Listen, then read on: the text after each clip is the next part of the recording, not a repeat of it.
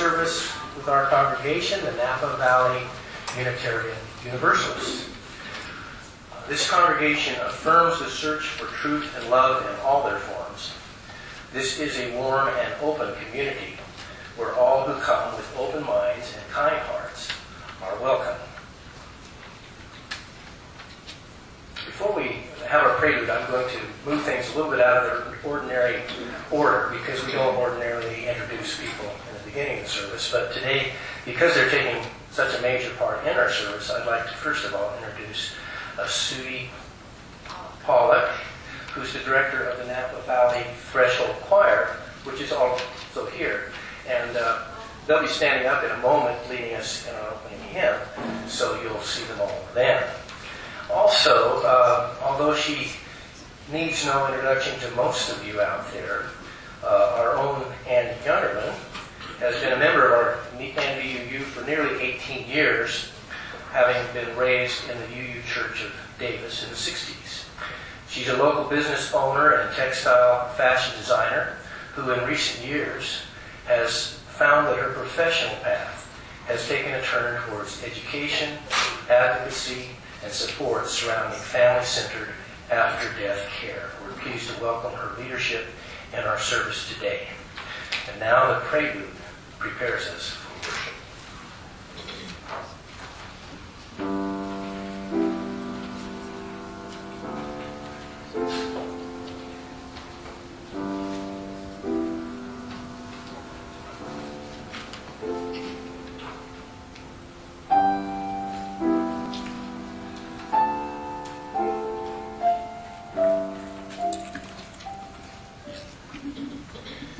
Every day brings struggle. Every day brings joy. Every day brings us the opportunity to ease the struggle of another, to be the joy in another's life.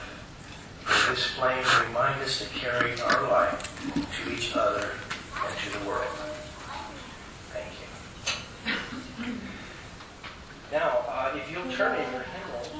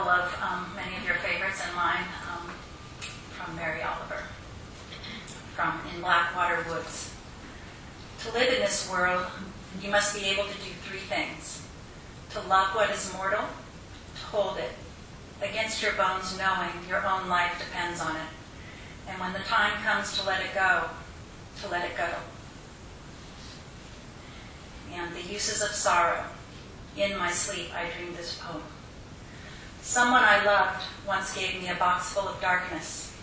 It took me years to understand that this too was a gift.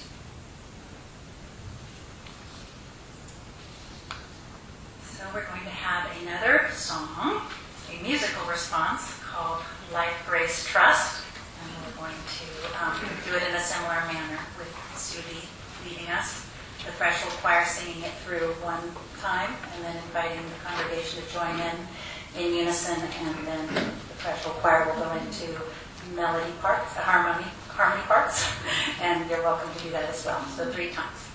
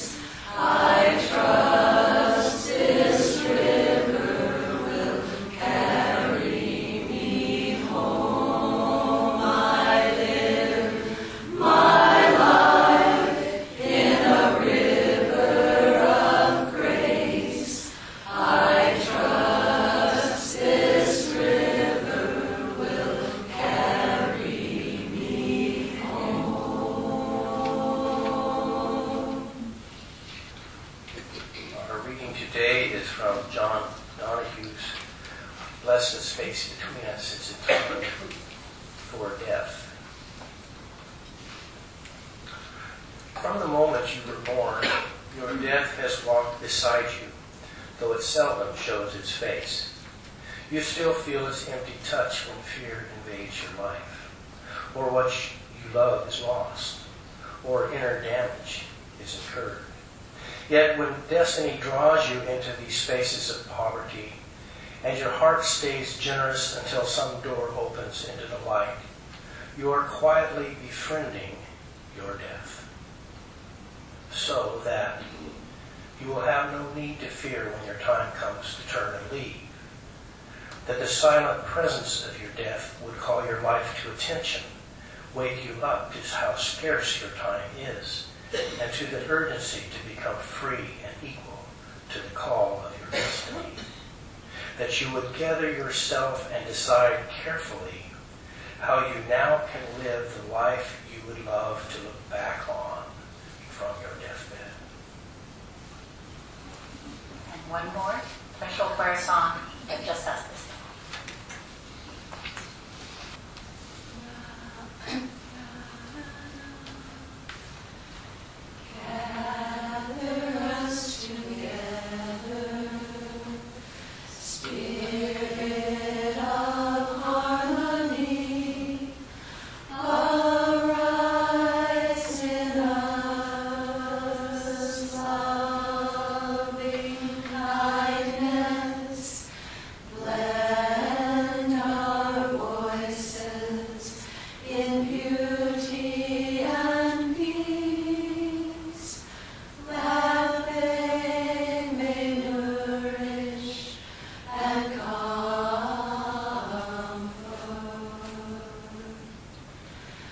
Gather us together, Spirit of harmony, arise in us, loving kindness, blend our voices in beauty and peace, that they may nourish and comfort.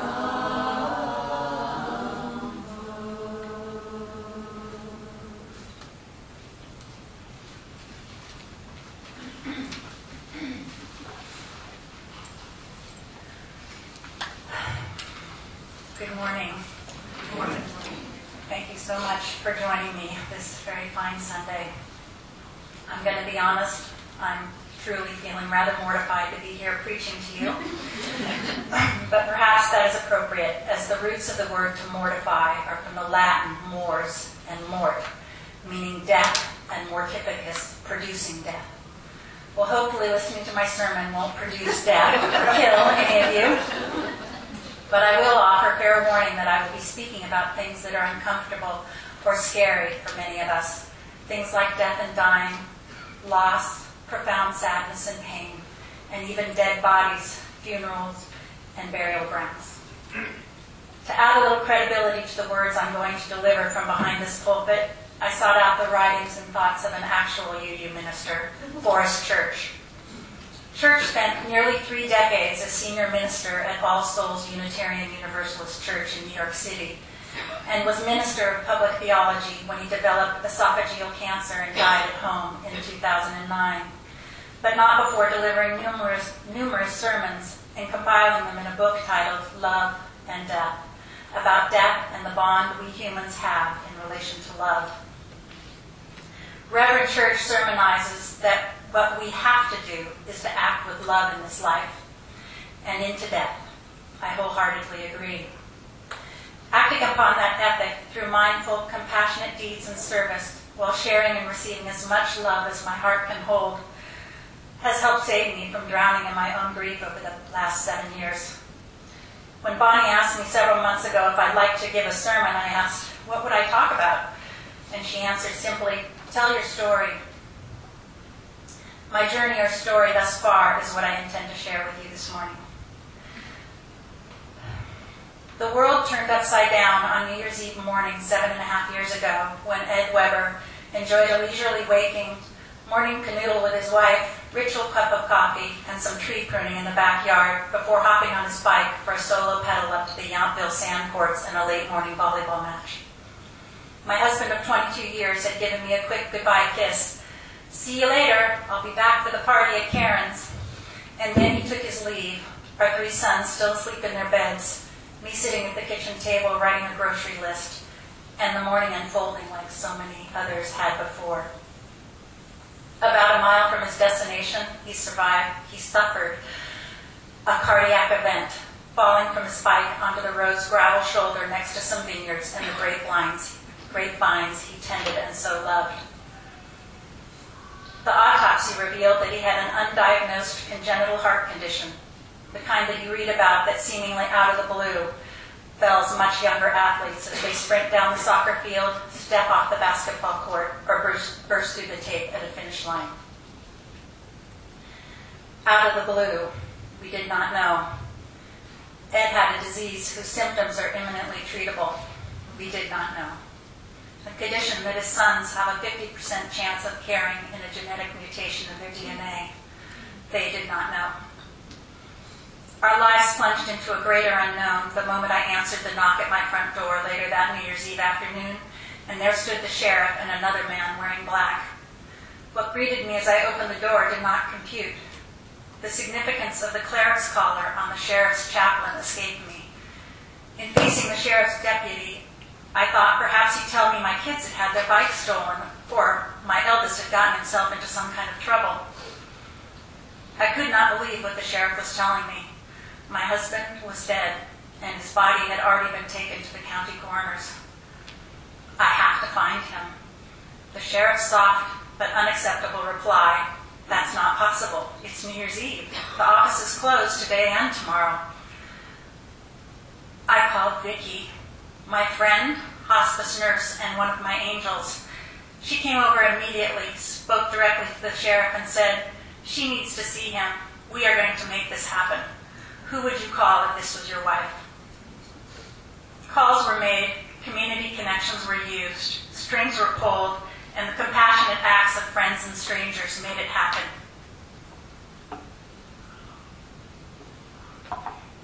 It being one of the most heart-crushing things I've ever experienced, when Ed's sister, mother, our 17-year-old son, and I drove out to the coroner's office and stepped into the viewing room and looked through the heavy glass window at our brother, son, father, and husband's body laid out on the stainless steel gurney in the bright, sterile, and very cold autopsy room. The reality of more stark or harsh.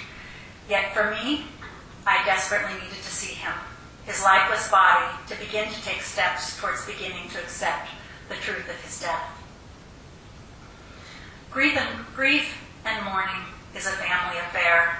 When one member of a family dies, the entire family is affected. We would like to believe that grief moves in stages or that there are clear steps that are universal, but the research just does not bear that out, nor does my experience. All people grieve in intensely personal and unique ways. Brian Clude from the Davis UU Church, who gave a sermon here last spring about finding hope in tragedy after his wife and the mother of his children died from cancer, quoted, "The bad news is that you have children. The good news is that you have children." Oh, so true. Sharing our family's bereavement with my sons, aged 17, 13, and 10, was what got me out of bed those first months. There is never a good time to lose your father.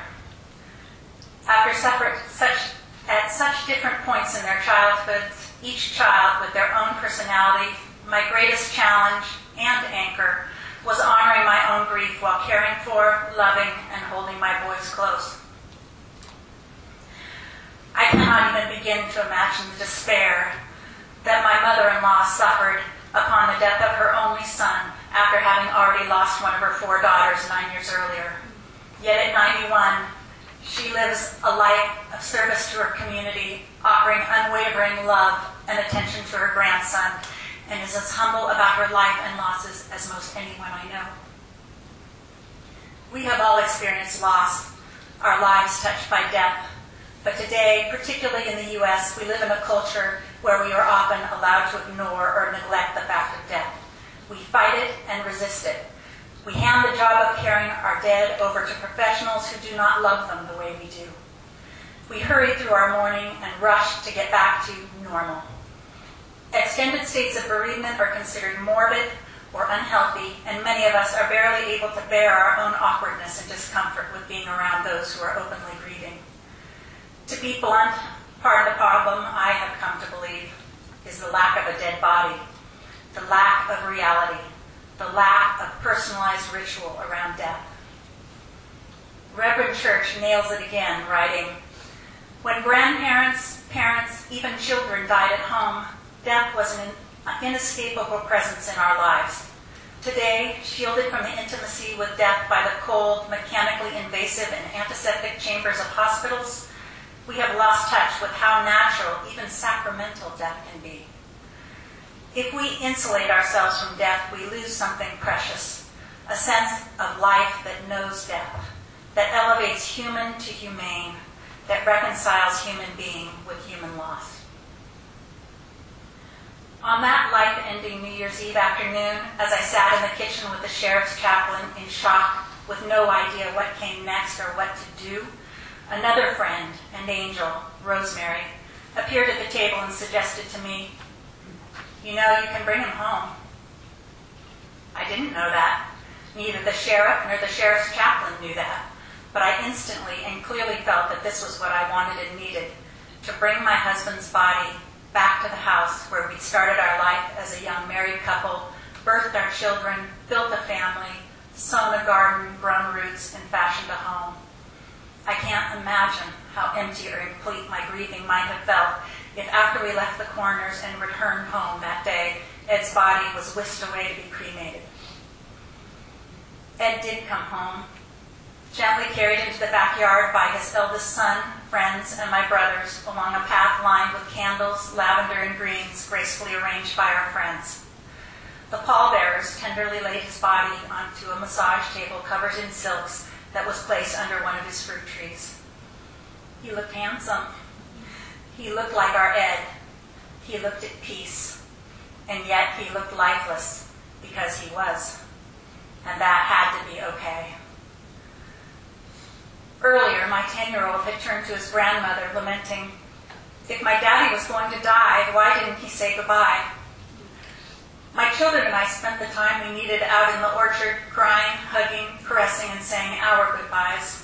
Other family and friends trailed out to the orchard to spend time together with Ed too, silently embracing each other under the twinkly lights, sharing stories, sobbing and laughing together. I went out to sit with my husband several times over the afternoon, trying to imprint the image of his face and form into my heart and mind. His physical body had served him well in his life, having fathered 3 beautiful children, grinned 1,000 grins, spiked his share of winning volleyballs, walked many a vineyard road, and honored me with its love. It was a deeply meaningful and life-impacting experience to care for my own husband in death as I had in life, and to bid him farewell from our family's home. The time together felt like a first step towards healing and acceptance of Ed's death by slowing everything down, with time and familiar surroundings for all to absorb the loss in their own time. It wasn't until several years later that I came to understand that what we'd experienced those first days in January was called a home funeral.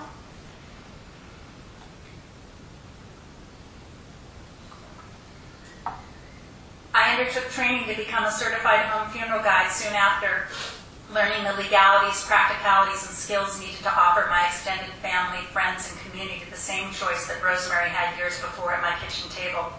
You know, you can bring your loved one home.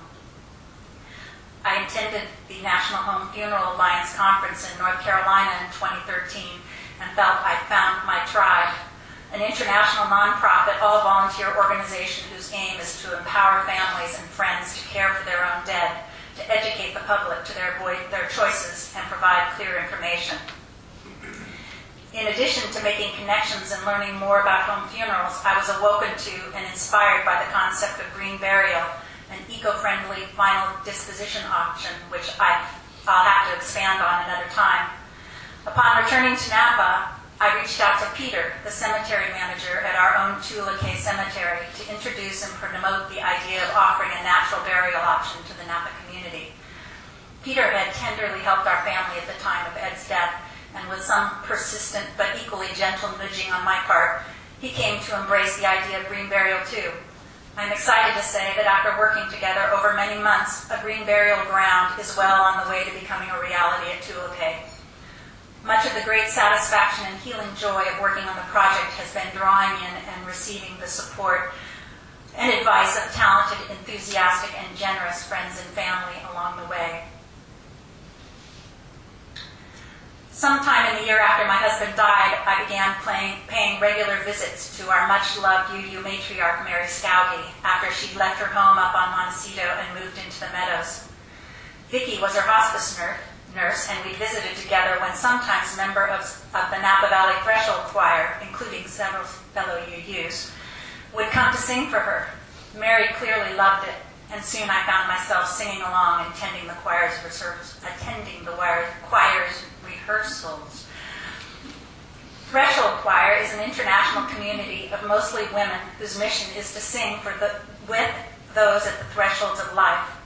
One of the Portland choir members says, "We're not a performance choir, we are a presence choir." Despite having spent my life thinking that I had a sorry excuse for a singing voice, I was smitten with singing with these women at bedsides. Friends and family wondered why, especially with my recent widowhood, would I want to be around all that suffering, sadness, and death. The reason is that when singing bedside, we are welcomed into people's lives at an extraordinarily intimate, authentic, and so often loving time. Along with being soothing, our singing creates space for letting go and goodbyes by both the traveler and their loved ones. Threshold singers are gifted with the privilege of witnessing and receiving profound and tender gestures of human connection, often being allowed into people's lives at the most anguishing and transforming moments. This is an honor and precious trust. I found my heart's voice with the Threshold Choir and would like to offer another of their songs whose music you might recognize. It's called A Woman's Voice.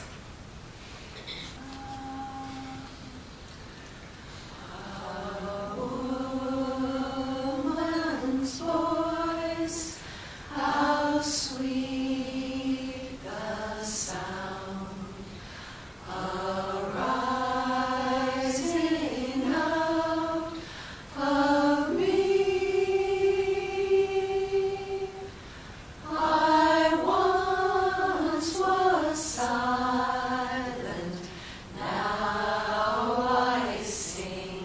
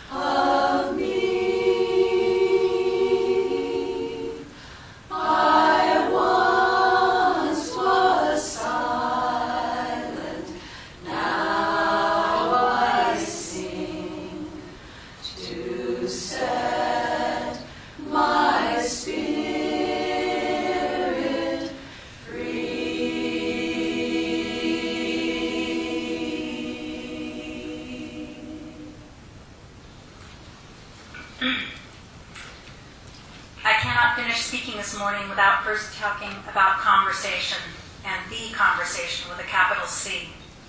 A somewhat wordy and redundant sentence that many who know me well will smile at inwardly, because I'm all about the words and the power of human connection that comes through sharing intimate, vital conversation in general, and particularly when the topic is all things death and dying. Despite my assertion that we live in a death-denying and defying culture, and most of us tend to push thoughts and feelings regarding our own mortality away, real-life experiences which bring us closer to death can be absolutely life-affirming and filled with love. In the face of great sadness, oftentimes there is a strong desire to connect with others, to share and discuss thoughts, feelings, and experiences. Several months ago, when I somewhat tentatively sent out a mass invitation to a death dinner at my home, let's get together over a meal and talk about death. Yay! The response was unexpectedly and very gratifyingly enthusiastic, with more interested folks than I could accommodate over numerous holiday evenings. Death cafes, nonprofit events held in pop-up venues where folks drop in to drink tea, eat cake, and discuss death with no set agenda are proliferating across the country and internationally. And just last month, when Sudi, our wonderful Threshold Choir director, held the choir's Fifth Thursday potluck in her home, the topic was our wishes for our own dying and after-death plans. The evening lasted almost 2 hours longer than usual, and still none of us were done sharing. 12 days after my husband's sudden death, home funeral, and cremation, friends and family organized a memorial service to celebrate his life. I was very numb, deep in grief and overwhelmed, yet the assembly of family, friends, and colleagues was stunning, with some 600 or 700 people showing up in the huge barrel room in Rutherford. Ed had been Napa County's agricultural farm advisor for nearly 20 years, a well-known and respected viticulturist, researcher, and educator, as well as an active and avid volleyball player, coach, and referee in the community, cyclist, friend, father, son, husband, brother, uncle, and beloved in-law to many. The service was as much a celebration and honoring of his wild and precious life as it was an opportunity for his family and friends to gather to share their grief and offer support and comfort to one another. A Swedish proverb goes, "Friendship doubles our joy and divides our grief." In the weeks and months following, though I felt very vulnerable and kind of weird and needy for doing so, I was driven to pepper my friends' inboxes with emails relating my grief, asking for their memories, experiences, and stories of Ed. I needed to share, for them to bear witness with their responses. The last conversation with a capital C that I'm passionate about is the one we must have first with ourselves, then with our loved ones who will care for us, and finally those who we will likely be caring for in old age, in illness, or even out of the blue. At a minimum, every one of us, regardless of health or age, should talk to their family about what they want, not just after they've died, but what they want their death to be like. I am big on helping people to die their way, including their after-death care. It's never too early to begin the conversation about your end-of-life care. Not just the paperwork, not just the conversation, all of it. There is much comfort in truly knowing your loved one's wishes and having communicated your own. And in closing, while at points writing and delivering this sermon, I felt like it was going to kill me, I appear to have survived. And thus will go on spreading the good word, opening the conversation about death and dying, love and service. As Ram Dass said, we are all just walking each other home. May it be so.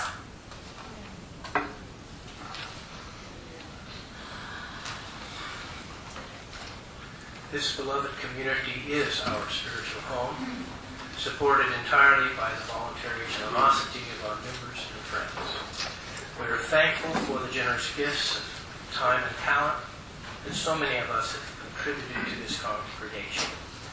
Now we make sacred the opportunity to provide our treasure for the support of one another and the values we hold dear in the world. If you're a visitor with us today, we invite you to let the basket pass you by, as your presence here is a gift to us all.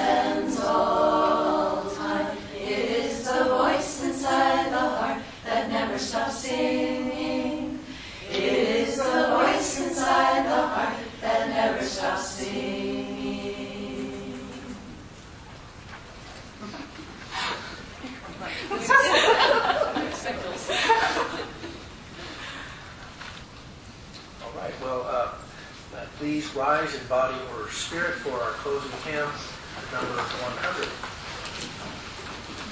And I think we'll just do the first 4 lines, stanzas, or whatever they are. 4.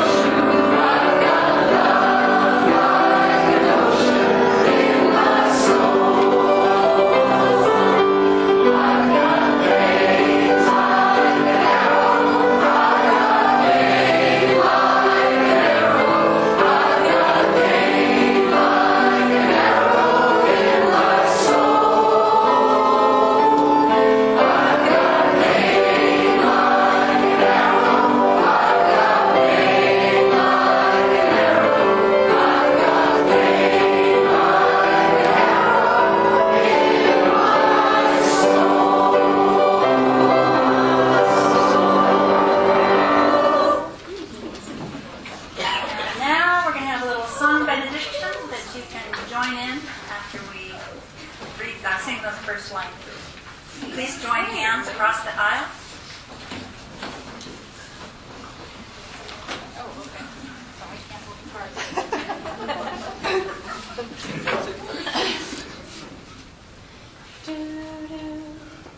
We have only this moment. We have only this moment. We have only this moment. Will you take my hand? We have only this moment. We have only this moment. We have only this moment. Will you take my hand? We have only this moment. We have only this moment. We have only this moment. Will you take my hand?